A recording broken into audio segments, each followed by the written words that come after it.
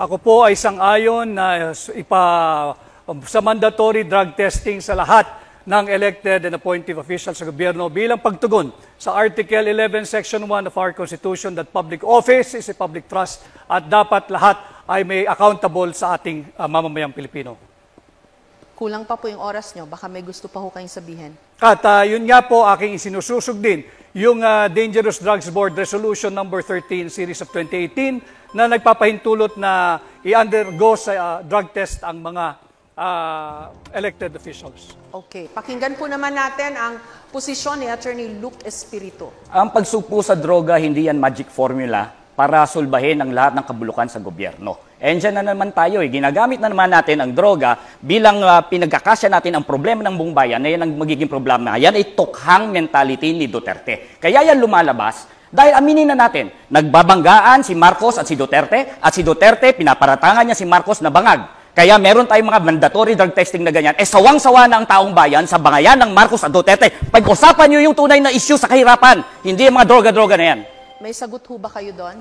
Kailangan malinaw sa atin. Bakit ang mga security guard bago ma-hire sa trabaho kinakailangan sumailalim sa drug testing?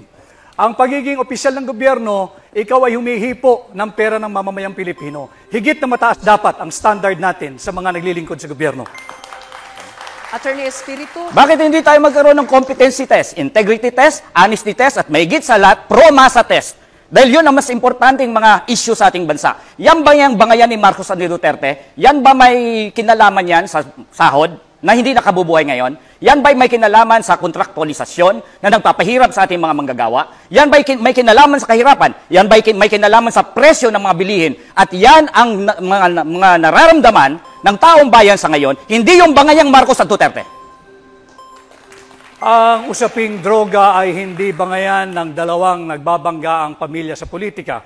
Ito ay tunay na nangyayari at nagaganap sa ating bansa. Kaya ako ay naninindigan na dapat sumailalim ang lahat ng opisyal ng pamahalaan at simulan natin sa tanggapan ng Pangulo.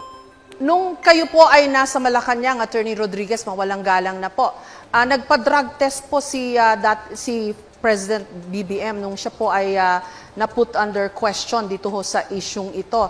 And there were people questioning the veracity nung kanyang drug test results. Ano I agree, Ma'am Jessica, no? Subalit, kaunting pagtatama lamang. Yung drug test na ipinakita, that was during the campaign period, sometime November of 2021. Noon namin ipinakita yung negative drug test. Subalit nagpapatuloy yung issue ng paggamit ng droga ng mga matataas na opisyal ng ating pamahalaan.